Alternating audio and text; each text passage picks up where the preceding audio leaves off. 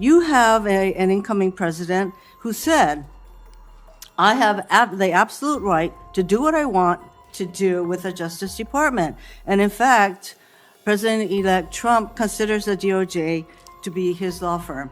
I would like to know whether if the president suggests, hints, asks that you as Attorney General should investigate one of his perceived enemies?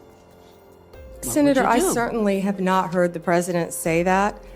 Ms. Bondi, is Jack Smith one of those bad prosecutors that you will prosecute as AG? She asked you how you would respond if the president asked you to target his political enemies. It's rather striking because it's not a hypothetical. It has happened over the last 4 years. And I think perhaps the most tragic legacy of the Biden-Harris administration has been the politicization and the weaponization of the United States Department of Justice. And we don't need to ask hypothetically because Joe Biden publicly mused and allowed the New York Times to report it, calling on Merrick Garland, why will he not prosecute Trump more quickly?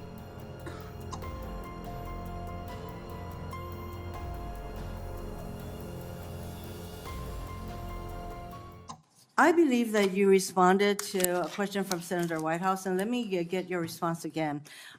You said that the White House, if I'm putting words in your mouth, correct me.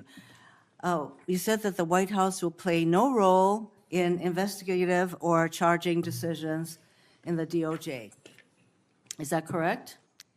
Senator, what I said is that it is the Department of Justice's decision to determine what cases will be prosecuted. What role will the White House have in investigative or prosecutorial decisions of the DOJ? It is the Department of Justice's decision, Senator. So that sounds to me that you're saying that the White House will not have any kind of role. Meanwhile, though, you have an incoming president who said, I have the absolute right to do what I want to do with the Justice Department. And in fact, President-elect Trump considers the DOJ to be his law firm. I ask you this. If President-elect Trump asks, suggests, or hints that you as Attorney General should investigate one of his proceedings, would you do so? Me, had you met with gotten to know Now, me, who refused, Senator, discussed is that it is the Attorney General to I'm very follow happy to listen the to law. your responses under oath, Ms. Bondi. So I think it's really important to us that the Attorney General be independent of the White House. And you have a president-elect who considers the AG's office his law firm. I would like to know whether if the president suggests, hints, asks that you as Attorney General should investigate one of his perceived enemies? Senator, I do? certainly have not heard the president say that, but what I will tell you is 2/3 of Americans have lost faith in the Department of Justice. And it's statements like that, I believe, Ms. that make Bondi. people continue to lose faith. If I am confirmed as Attorney General, it will be my job Getting to on not to my only next keep question, America you're not safe, responding. but restore integrity to that department. Why don't we and that's move what on I to plan something on that doing you said? every single day as Attorney General. On August 25th, 2025, on Fox News, you said, when Republicans prosecutors will be prosecuted, once the investigators will be investigated. Ms. Bondi, is Jack Smith one of those bad prosecutors that you will prosecute as AG? Senator, you hesitated a bit when I said the bad ones. Every decision Sometimes will be badness made in the eyes of the beholder. I'm just asking whether you would consider Jack Smith Senator, to be one of the people. How about Liz Cheney? Senator, How about Merrick Garland? I am not going to medicals. No one has been prejudged, or nor will I anyone am be asking whether prejudged if I am these are the confirmed. kind of people, these are in fact the people that you would prosecute. I'm not Your getting an answer. time is up. Would you like to? My time is, Would you like to Mr. respond? Chairman, She is clearly not going to answer that question, so let me get on to, Would you like to? I do have I'd love questions to for the second round. You'll have a second round. Would you like to speak before I call on Senator Cruz? No, sir. Thank you. Okay. Senator Cruz.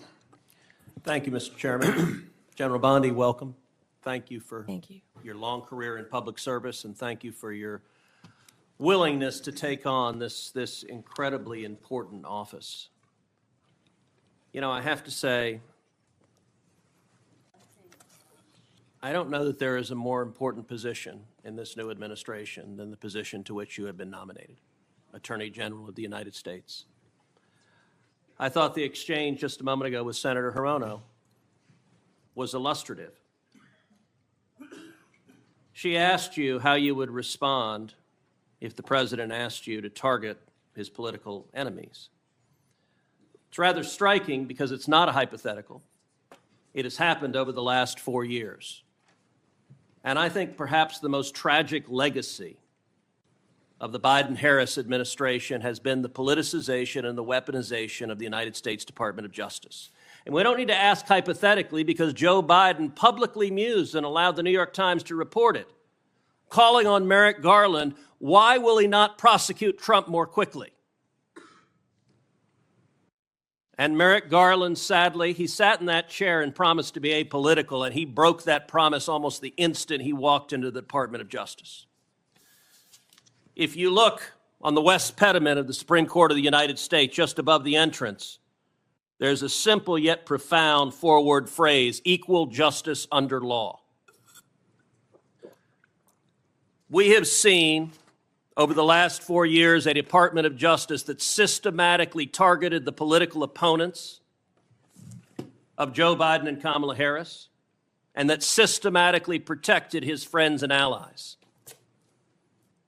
And it is tragic to see the loss of confidence in the American people, in the Department of Justice, and in the FBI. I would note, I don't think there's an institution in America who has lost more respect from the American people than the FBI has in the last 4 years.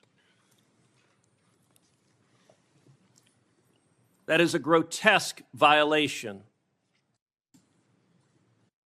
of the obligation of the Department of Justice and the FBI. So I want to start with just a very simple question. If you are confirmed as Attorney General, will you pledge to fairly and faithfully uphold the law regardless of party? So help me God. Amen. Look, and I want to be clear for folks at home. I don't want a Republican Department of Justice. I don't want a Democrat Department of Justice. I want a Department of Justice that follows the damn law. And I think the American people do too. That shouldn't be too much to expect. Now, I'm grateful to President Trump for nominating you. I think on any objective level, you're clearly qualified for this position. You have been a prosecutor for decades. You have been the elected Attorney General of the state of Florida, the third largest state in America, for 8 years. Let me ask you, in terms of your practice, how many criminal cases over the course of your career have you personally handled? Handled thousands. How many of those were before a jury? Hundreds.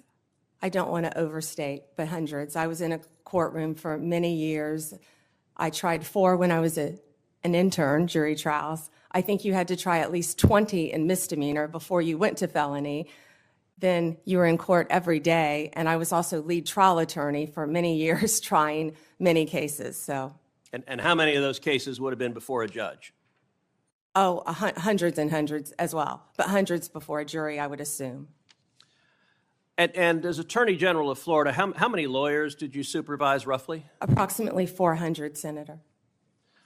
Now, I also want to clarify something. During the course of this hearing, several Democrat senators have referred to you as President Trump's, quote, personal lawyer. Now, I don't believe that is an accurate characterization. As I understand it, you represented President Trump as a White House special advisor during his first impeachment trial. Is that correct? Within Office of White House Counsel, yes, Senator. And is working within the White House counsel's office different than representing Donald J. Trump individually as his personal lawyer? Absolutely. How's it different? You're working for the government. You're working for the Office of White House Counsel. You're not representing him in his personal capacity. And so you have not represented him in his business affairs, in his personal life, or in any of the criminal trials he has faced? No, Senator. And you know, when it comes to weaponization, it's worth noting that in more than 2 centuries of our nation's history, no president had previously been indicted, no president had previously been prosecuted until the Biden-Harris White House came along. And in the last 4 years, we've seen Donald Trump indicted and prosecuted not once, not twice, not 3 times, but 4 separate times. And 2 assassination attempts, Senator. I have to say, Javert from Les Mis would be chagrined at the efforts of Democrats to do anything possible to take him down. And I believe the real target in this was not President Trump, but it was the American people, that these prosecutions were brought because partisan prosecutors were terrified that the American people would do exactly what they did in November of 2024 and vote to reelect Donald J. Trump. By 77.3%. Million Americans, 77.3 million Americans. Will you commit every day as Attorney General to follow the law, to follow the Constitution, to uphold the rule of law without favor and without regard to the partisan position of any criminal defendant? Yes, Senator. That's what we should all expect from an Attorney General.